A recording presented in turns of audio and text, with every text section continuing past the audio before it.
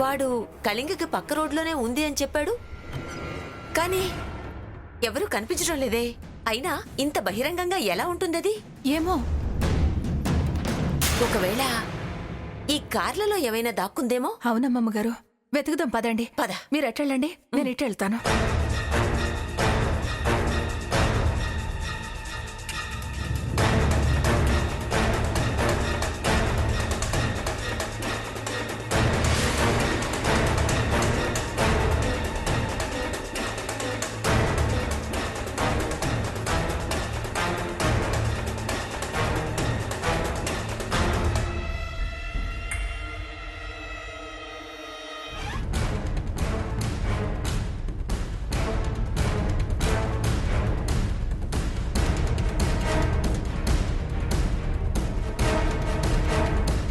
ఎక్కడా లేదే. ఛ, ఏమై ఉంటుంది? లేదమ్మమ్మా, ఎవ్వరూ లేరు. చూడు, ఇక్కడెవరూ లేరయ్యా. ఆ నెంబర్ కల వాళ్ళు మిమ్మల్ని గమనించినట్టున్నారు. టోర్డ్స్ అలాగే ముందుకు వెళ్తున్నారు. మీరు ఫాలో అవ్వండి. ఓకే. ఏంటట? ఏం చెప్పాడు? టువర్డ్స్ ఈస్ట్ వెళ్తున్నారట. మెల్లగానే వెళ్తుందట. మనం వెళ్తే దాన్ని పట్టుకోవచ్చు. అవునా? అయితే పద, పట్టుకుందాం. పద. రా.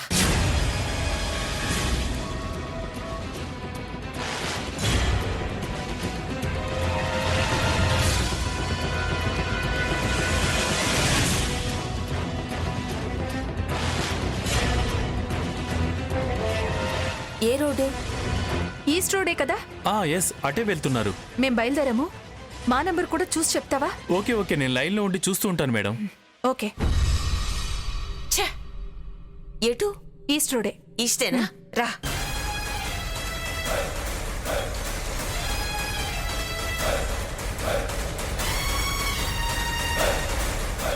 ఎక్కడే? ఫోన్ చేయి. ఎటువైపు వెళ్ళారు? మీకు రైట్ సైడ్ చూడండి మేడం, మీ పక్కనే ఉన్నారు.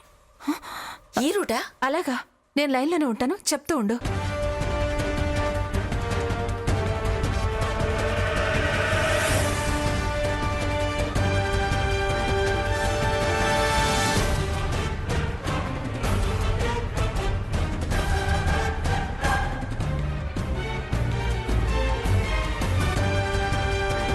హలో మేడం, ఆ సిగ్నల్ మీ ముందే ఉంది మేడం.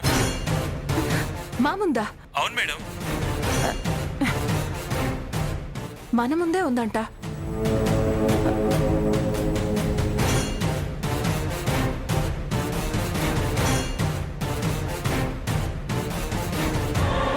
ఏ, ఆ ఇల్లు అదోలా ఉంది.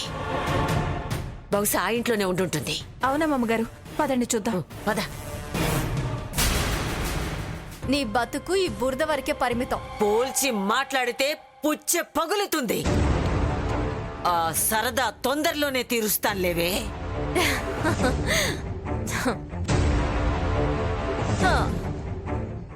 మీ వల్ల ఏమీ కాదు.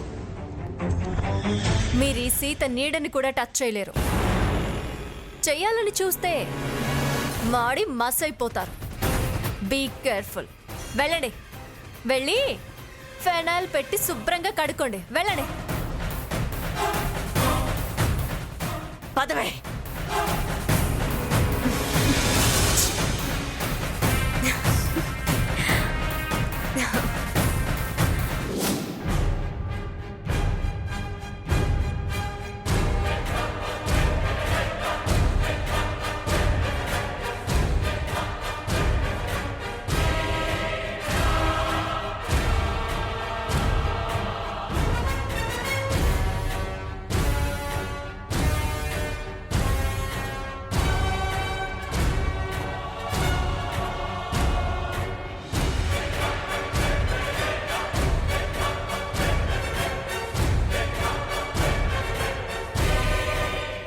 అదే కరెక్ట్. చచ్చిన ఈ ఫోన్ వాళ్ళకి దొరకదు.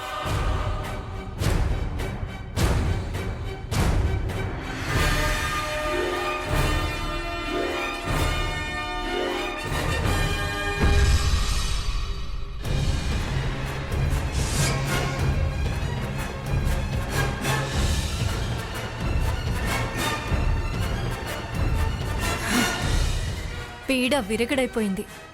మీకు నెట్వర్క్ వాడు కాదు కదా, సెల్ ఫోన్ కంపెనీ వాళ్ళు కూడా, పోస్ట్ ఆఫీస్ వాళ్ళు సహకరించినా ఇంకా మీరు ఆ ఫోన్ అడ్రస్ని అస్సలు కనుక్కోలేరే.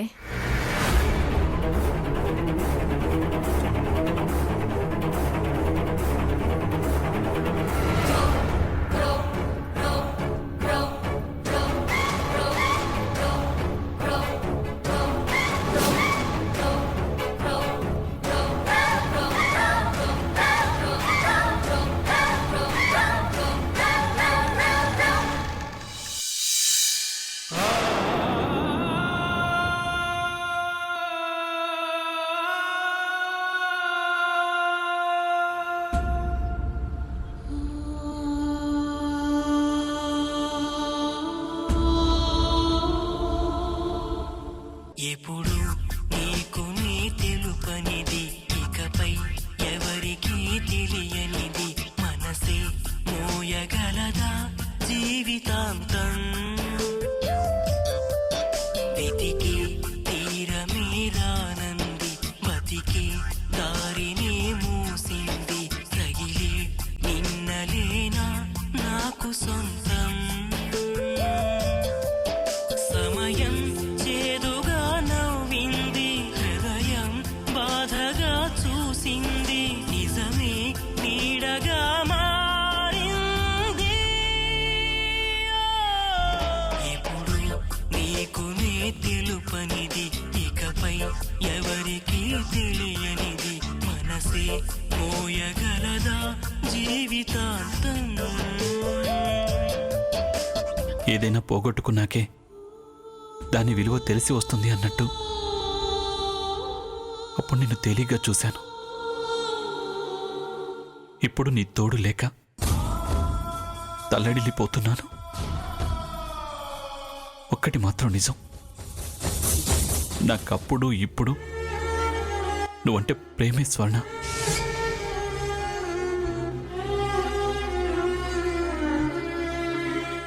అప్పుడు ఇప్పుడు ఎప్పుడు బాధ పెడుతూనే ఉన్నాను బావా. బయటపడే అవకాశం వచ్చే వరకు నన్ను క్షమించు. నువ్వు లేని ఈ ఒంటరి బతుకు నేను బతకలేకపోతున్నాను.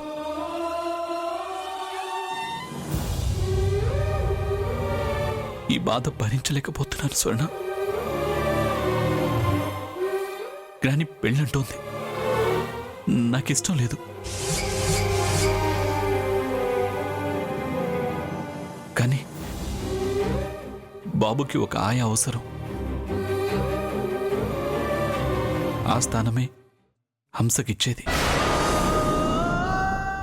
వాడికి తల్లే కాని నాకు భార్య కాలేదు. ఇది నిజం, ఇది నిజం. నన్ను నమ్ము స్వర్ణ.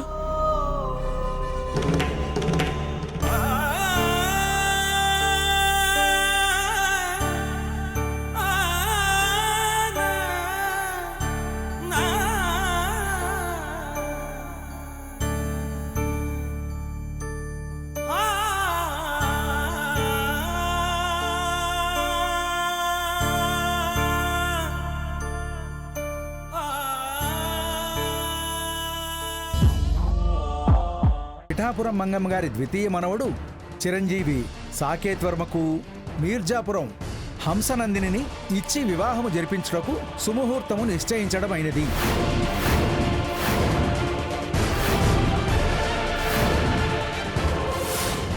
ఏమైంది సీత?